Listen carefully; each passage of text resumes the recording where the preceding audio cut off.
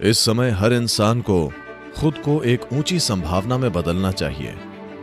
अगर एक समस्या हो तो उसे संभालना सीखें, दिमाग में और समस्याएं न पैदा करें। इस ओर ध्यान देने से हम किसी भी दौर से गुजर सकते हैं। जब दुनिया में काम करने की स्थिति होगी तब आपको फायदा होगा। अगर आप अपने जीवन को विकसित करने के लिए प्रतिबद्ध हैं तो जीवन शैली अपने आप सुधर जाएगी।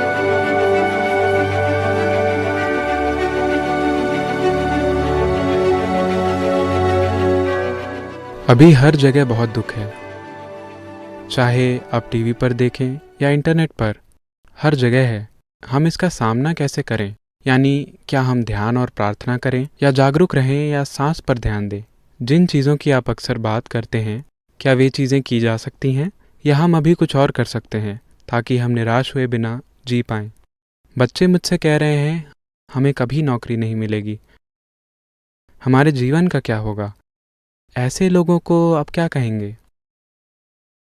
देखिए, एक बात यह है कि दुनिया में कई लोग ऐसे जीते हैं जैसे वे अमर हैं।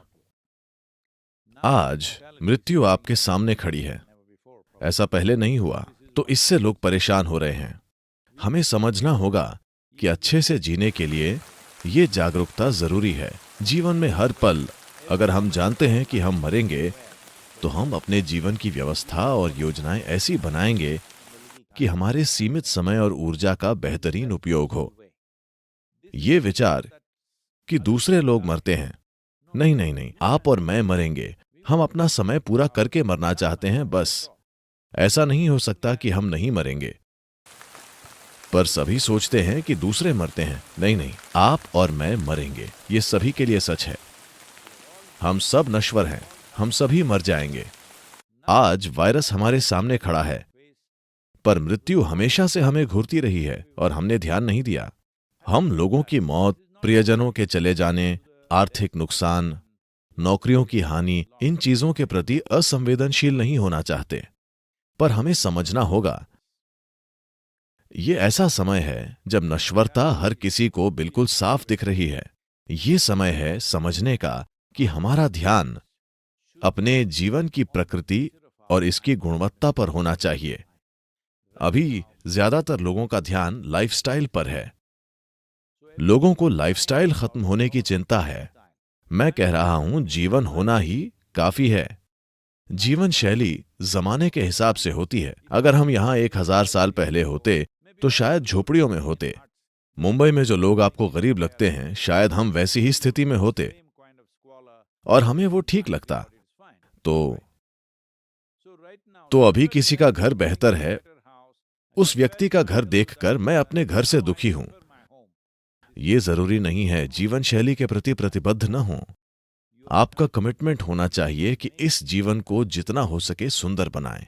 आप इस ओर ध्यान दें तो हम किसी भी दौर से गुजर जाएंगे। हमें यह समझना होगा कि पुरानी पीढ़ियों ने विश्व युद्ध देखे हैं, उन्होंने अकाल देखे हैं, दुनिया में भयंकर चीजें हुई हैं, भारत में भी हुई हैं, ठीक है। इस पीढ़ी ने ऐसा कुछ नहीं देखा है। अभी बुरा समय है, पर फिर भी ठीक है। आप जिम्मेदारी से बर्ताव करें तो ये आपको प्रभावित नहीं करेगा। आप कितने भी जिम्मेदार हों, अगर युद्ध हो रहा हो तो गोलियां और बम आपको मार देंगे, आप चाहे जहां कहीं भी हों। आज दुर्भाग्य से भारत की यह समस्या है, क्योंकि मैंने कई लोगों से बात की है, इसलिए मैं ये बता रहा हूं। लोग सोचते हैं कि युद्ध सीमा पर होता है। नहीं, ये सीमा पर इसीलिए हो रहा है, इसकी वजह यह है कि वहां कुछ वीर पुरुष और स्त्रियां खड़ी हैं और उनकी कुशलता के कारण ये सीमा पर ही हो रहा है। अगर वे नहीं होते तो युद्ध दिल्ली में होता। अगर हमारे सैनिक अपना काम अच्छे से न करें तो दुश्मन सैनिक हमारी सड़कों पर आ जाएंगे, ठीक है। और आप वे भयानक चीजें जानते हैं जो पिछले आक्रमणों में हुई हैं, उन्हें न भूलें।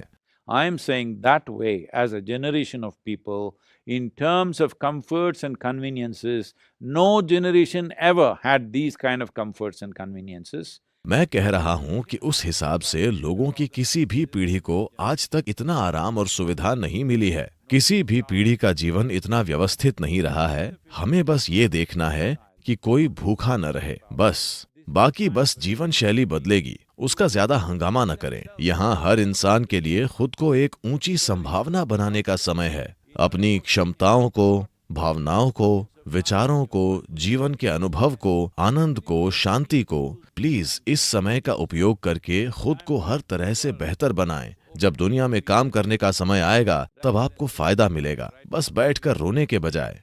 अभी WHO ने कहा है कि सिर्फ यही महामारी नहीं है, एक मानसिक और एक सुसाइड महामारी भी आने वाली है। देखिए, समस्या ये है कि हम एक समस्या से कई समस्याएं बना लेते हैं। नहीं, एक समस्या है तो उसे संभालना सीखें। दिमाग में और समस्याएं न पैदा करें। हाँ, ये एक गंभीर मुद्दा है, ये मजाक नहीं है। हाँ, सभी को भयंकर नुकसान हुआ है, पर अपने जीवन के प्रति कमिटमेंट रखें, न कि जीवन शैली के प्रति। तब आप देखेंगे कि सब कुछ बदल जाएगा। देखिए, अगर आपकी प्रतिबद्धता बस अपने जीवन शैली के लिए है, इस जीवन के विकास के लिए प्रतिबद्ध हुए बिना, तो किसी न किसी रूप में आप अपराध की तरफ बढ़ेंगे। शायद कानून उसे अपराध माने या न माने, पर जीवन शैली के लिए प्रतिबद्ध होने से आप जरूरी रूप से अपराध की ओर बढ़ेंगे।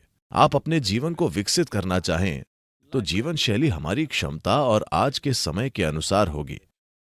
देखिए, हमें समझना होगा कि अपनी जीवन शैली केवल हम नहीं बनाते, हमारी जीवन शैली समय बनाता है।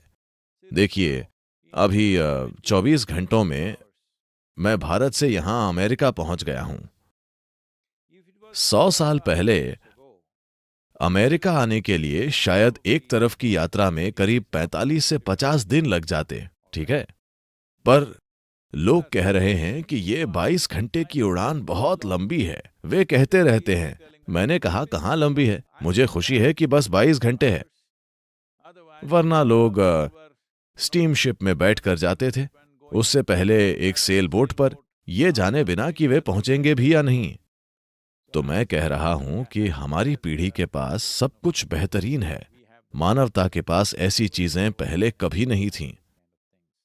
अब अगर हम अपनी जीवन शैली के बजाय अपने जीवन को विकसित करें तो हम अब तक की बेहतरीन पीढ़ी होंगे, क्योंकि जीवन व्यापन के मुद्दे काफी हद तक सुलझ गए हैं। हमें यह समझना होगा, 300 साल पहले सुबह 2 बाल्टी पानी के लिए आप कुएं या नदी या तालाब तक जाते थे।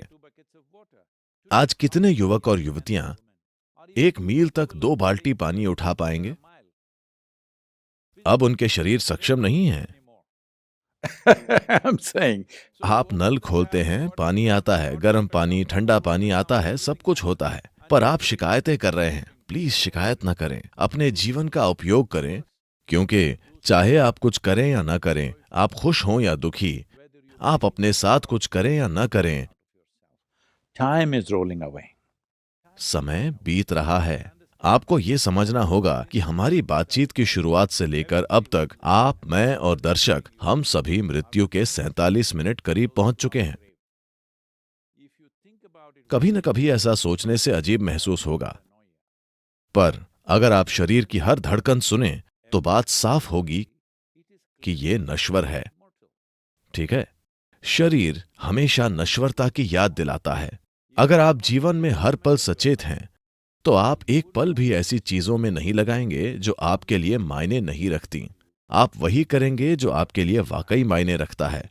अगर हम सभी वही करें जो वाकई हमारे लिए मायने रखता है तो ये एक शानदार दुनिया होगी, महामारी हो या न हो।